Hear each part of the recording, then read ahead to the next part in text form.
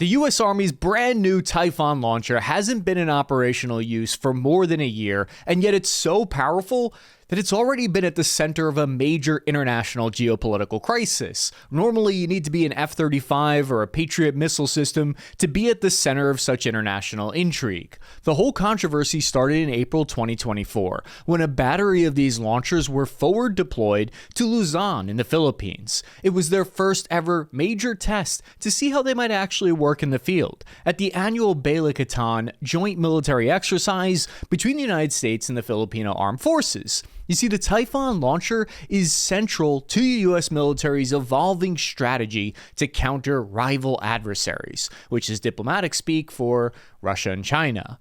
And so confirming that it could actually be supported anywhere in the world is key to deterrence. So these Typhon launchers were loaded up on a C-17 at Joint Base Lewis McChord, then flown 8,000 miles to the Philippines. This was important because using a prototype Typhon launcher in a dry desert in the western Nevada on home turf is far more simple than trying to do it on a humid beachfront thousands of miles away. But surprisingly, this isn't even what caused the international snafu. What happened was a month later, after the training exercise was all packed up and finished, the US military just left the Typhon launchers behind. I don't think you accidentally forget a new sensitive item that's multi-billion dollars worth of weapon system. It's not like that time my buddy left his rifle in the woods and forced the entire unit to get online and search from the forest on their hands and knees for the weapon. This caused a huge spike in tension between the United States and China because the Typhon launcher allegedly worked too well, and that meant that it disrupted the balance of power in the region. The US Army hadn't even live fired them like how China regularly live fires missiles over Taiwan. China obviously wasn't a huge fan of this move, and so they complained with strongly worded language.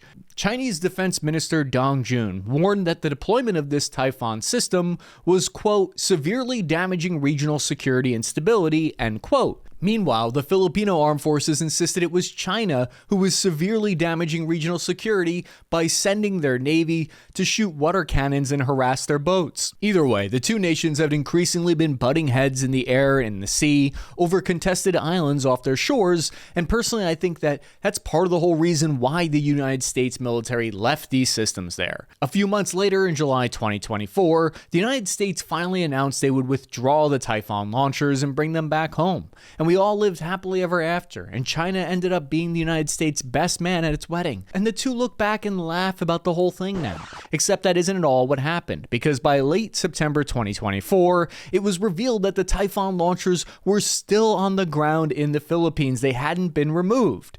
The news agency Reuters confirmed that they saw the Typhon launchers still stationed in the northern part of the country closest to China. Take a look at these Planet Labs satellite images that reveals that the launchers are still stationed at Leong International Airport.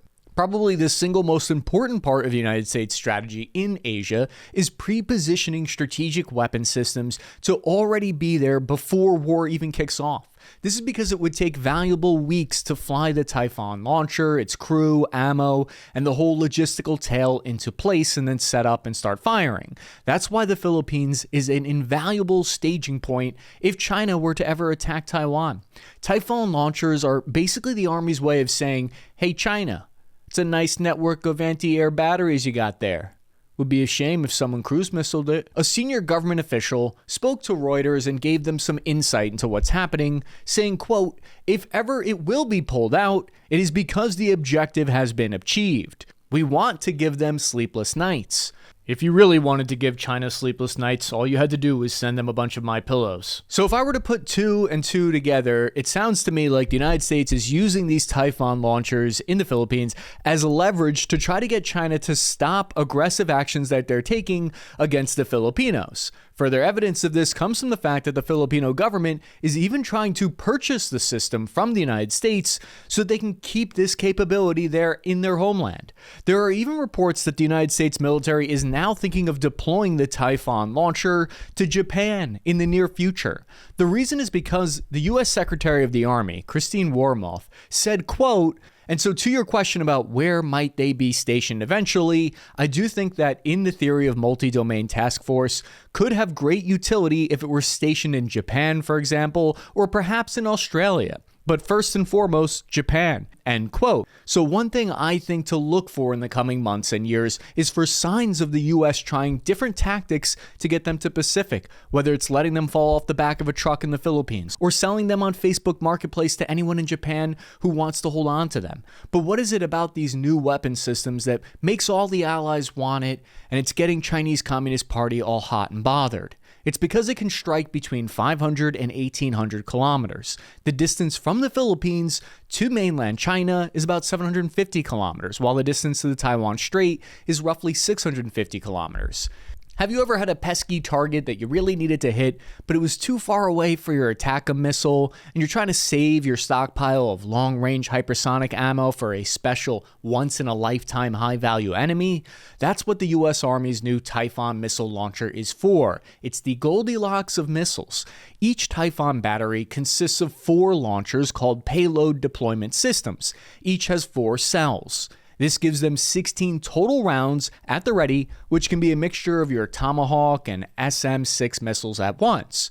You also need to bring along the BOC, the Battery Operations Center, which is basically a shipping container with air conditioning and internet access where all the actual controls are contained. Don't even ask me what they're doing over at the Command Operations Center. Each battery will receive a reload trailer and support truck to keep operations running smoothly. They remind me of the mobile classrooms that my public elementary school bought to handle the overflow of extra kids, except the Typhon launchers teach actually unforgettable lessons. Given that they can fire so far, you can't just rely on some high-speed artillery spotters to see the target for the Typhon. Instead, you'll use a system called the Extended Range Sensing and Effects, or ERSE as the company calls it.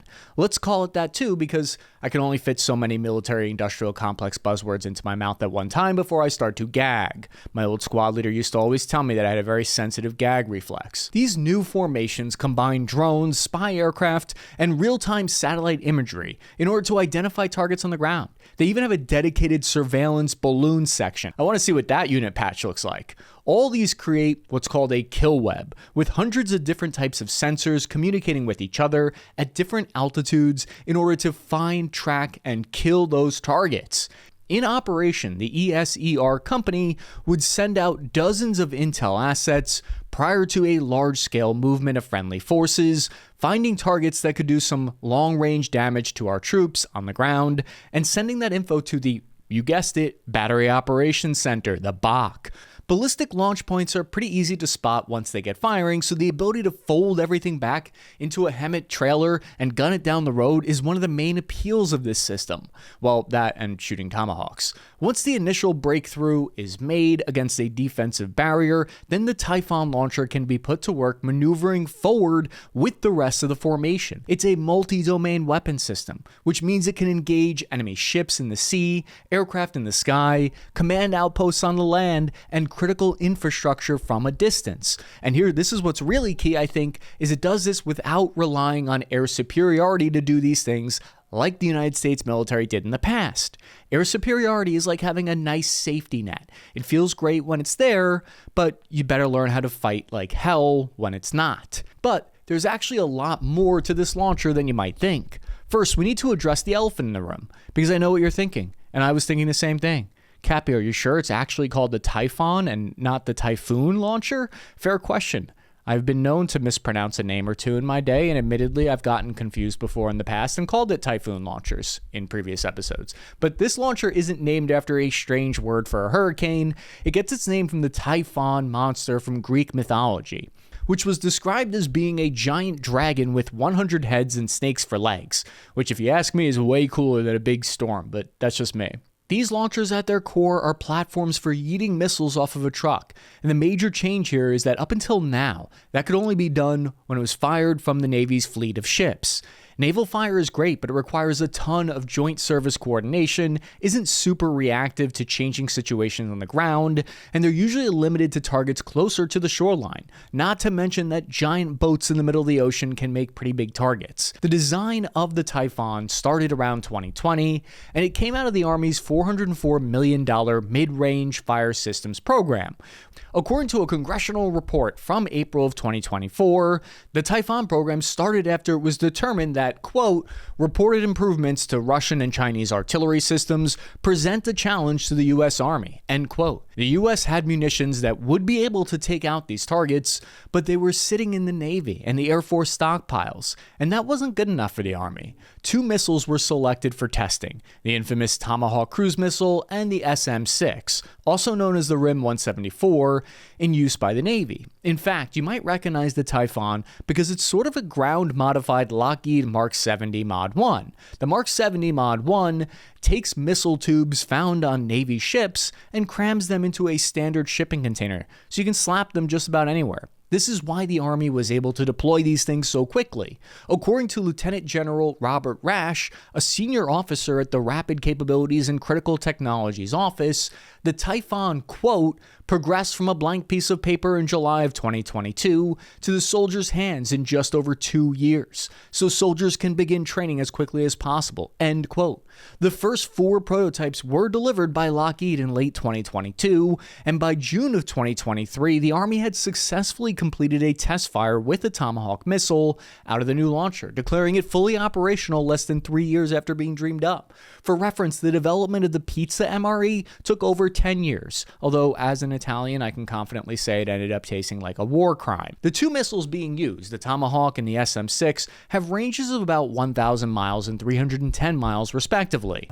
But the important question is what kind of firepower is being packed into those bad boys. Tomahawks typically have a payload capacity of 1,000 pounds, but have a couple of different variants that they'd be using. The SM-6 is a bit more interesting of the two because it can be used for a different number of target categories than just targets on the ground. These are about as close to an anti-everything missile that the DoD has in its stockpile. Originally designed for longer-range anti-air targets like planes and helicopters, it can take out anything from drones to incoming ballistic missiles, and even naval ships as a secondary role. Similar to the Tomahawk, but at much higher speeds and with a smaller warhead of only about 140 pounds. So the Tomahawks are meant for the larger, generally stationary targets. Think of your buildings or large fortifications, and the SM-6 for smaller targets of opportunity, like mobile command posts or high payoff targets like missile emplacements. The SM-6, the US Army just decided to start producing 500 of these a year, and the latest version of these, the SM-6 Block 1B, are hypersonic versions, meaning they can push over 5 times the speed of sound. One of the main reasons the US Army hasn't had this capability until now was because the kind of weapon system was literally illegal. In 1987, the United States and the Soviet Union signed the Intermediate Range Nuclear Forces, or the INF Treaty. This banned the designing or possession of land-based missiles that had a range of 500 to 5,500 kilometers. In 2019, after seeing Russia literally could not be bothered to follow the agreement, since they were developing their own ballistic missile arsenal, and China never even signed on to it, the United States decided, you know what? We're pulling out of this treaty. This had the collective effect of making every defense company start drooling when they read that headline. So, how does this stack up to Russia and Chinese equivalents? Russia has been fielding its medium-range ballistic missile, the Iskander, since 2006, but we haven't really seen them in full operational scale use until the war in Ukraine kicked off,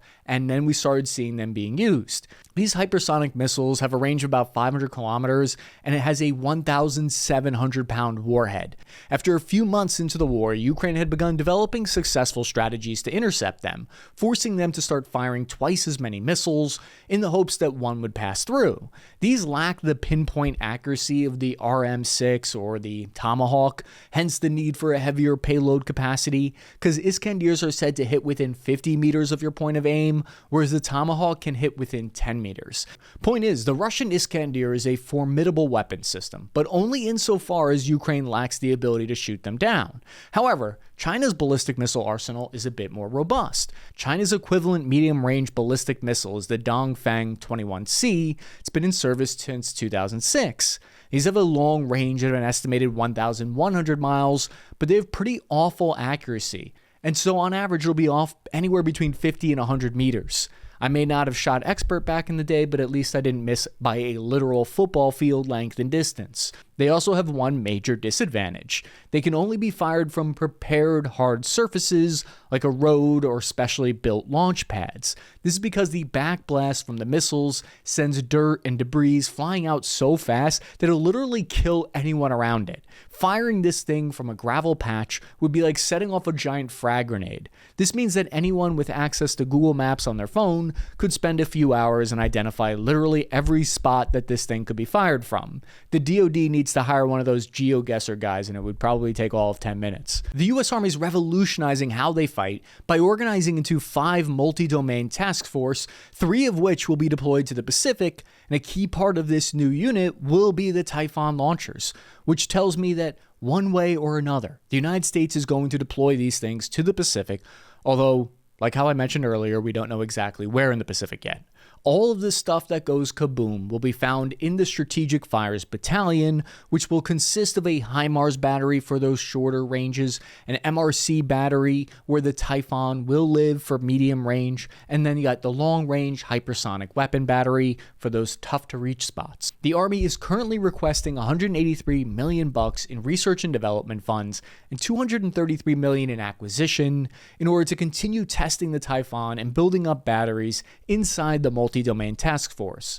So far, testing has been so successful that plans are already set to have 5 batteries fully operational by 2028, and signs are pointing that the Fires Battalion will increase the number of Typhon batteries to 2 or 3 each. Sensitive high-tech systems like the Army's new Typhon launcher are vulnerable to cyber attacks, which is why the US Army created a whole new MOS, or job, called 17 Echo, Electronic Warfare Specialist. And it's not just the Army. Look at how the entire civil industry has been kicked into overdrive to help protect their new digital front line. And that's why I want to tell you about this video's sponsor, Plurilock. Plurilock actually works with each branch of the United States Department of Defense to help protect against this new cyber domain of warfare, and that's why I'm excited to tell you about them, because Plurilock serves high-profile clients and federal agencies like the U.S. Department of Treasury. In fact, they were just awarded a $6.16 million contract there. The company has been awarded contracts by more than 30 different U.S. government departments, including NASA and the Department of Homeland Security. What is Plurilock? They provide IT solutions for cybersecurity and software engineering around the globe. They've been able to combine their technical expertise to deliver incredible cyber defense solutions. We fought on the ground, sea, air, and space for the past 50 years, but now there's a new domain fast growing. Cybersecurity Ventures predicts the price tag of cybercrime and its damage will reach $10.5 trillion annually by 2025. Just to put that into perspective for you, if cybercrime was measured as a country, it'd be the world's 3rd largest economy after the United States and China. Cybercrime needs to chill out. We saw what happened in January 2022 when Ukraine was hit by Whispergate, which was a malware aimed at dismantling their critical infrastructure, disrupted their communications, disabled their power production, attacked banks and supply lines, and confused their medical and emergency response teams. To me, this highlighted a critical shift in the evolution of warfare. When it came time for a ground war, cyber attacks on critical infrastructure was the first strike. It's important that we support companies that are fighting against the domain of cyber war. How does Plurilock fight back? By integrating their wide range of departments that include experience in cybersecurity from the US Navy to Raytheon. This is what truly makes Plurilock unique and unlike any cybersecurity company I've ever heard of. It's what got me excited to work with them in the first place and to tell you about their services. When I heard who was running their operations, it became clear how deep their relationships in the cybersecurity field runs. Plurilock's leadership has decades of combined experience at the top of America's intelligence and cybersecurity apparatus. This includes retired Admiral Mike McConnell, who in addition to his time in the Navy served as the head of the NSA and the Director of National Intelligence. He's also served in the private sector as Vice Chair of Booz Allen Hamilton. Patrick Gorman, the former CIO for the U.S. intelligence community and the former head of the cybersecurity for Bank of America, Merrill Lynch, and Bridgewater. Ed Harmos, former president of Raytheon Cyber Products. Joe Sexton, former director of CrowdStrike. These leaders help give Plurilock an edge when it comes to delivering solutions at a more reasonable price. Plurilock works with major hospitals, key airports, and large pharmaceutical and global semiconductor companies. Their new strategic partnership with TD SYNNEX means that they'll be able to provide AI-focused critical services and cybersecurity solutions across their North American operations. TD SYNNAX is an IT distributor and solutions aggregator that assists more than 150,000 customers in over 100 countries. That's why Plurilock is seeing massive growth, having nearly doubled over 24 months, from 36.6 million in 2021 to 70.4 million in 2023. And this year, they've already signed more than $20 million in new contracts to help protect our most critical infrastructure and systems across the Department of Defense. I hope this has made you more interested in finding out more about a career in cybersecurity to help protect our country. And you can learn more about Plurilock's impressive revenue growth by clicking the link in the description or going to plurilock.com. I'm your average infantryman, Cappy. Thank you for watching. Check out one of these videos if you have another minute.